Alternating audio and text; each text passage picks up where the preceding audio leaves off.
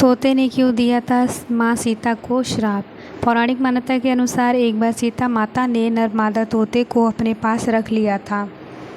कहते हैं कि उनमें से एक मादा तोता किन्हीं कारणों से मर गया। जब मादा तोता मर गया तो उसे देखकर नर तोता ने सीता जी को श्राप दे दिया। नर तोता ने माता सीता को श्राप दिया कि जिस प्रकार उसे अपने साथी के बिछड़ने का कष्ट हुआ है, वैसे ही सीता माता को भी वियोग अर्थात पति से अलग होने का कष्ट होगा। माता सीता की उत्पत्ति को लेकर कई मान्यताएं और कथा प्रचलित है।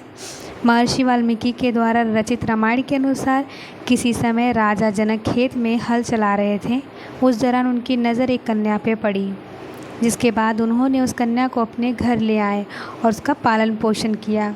चूँकि राजा जनक को हल चलाते वक्त कन्या की प्राप्ति हुई थी और हल के आगे का सीता कहा जाता है, इसलिए ऐसी मान्यता है कि राजा जनक ने उस कन्या का नाम सीता रखा। हालांकि सीता माता को जानकी और वैदेही इत्यादि आदि के नाम से भी जानते हैं। दूसरी पौराणिक कथा के मुताबिक सीता जी मंदोदरी और रावण की पुत्री थी।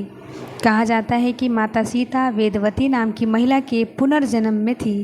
मान्यता के अनुसार रावण के प्रकोप से बचने के लिए उन्होंने आत्मदाह अर्थात आग में खुद को समर्पित कर दिया था।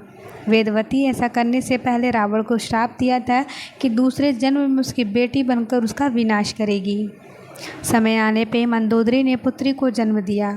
यह जानकर रावण को वेदवती के द्वारा दिए गए श्राप याद आया, जिसके बाद रावण ने अपनी पुत्री को समुद्र में छोड़ दिया था। कहते हैं कि समुद्र की देवी ने उस कन्या को धरती माता के हवाले कर दिया और वही कन्या आगे चलकर सुनैना देवी और राजा जनक की बेटी सीता के नाम से जानी गई।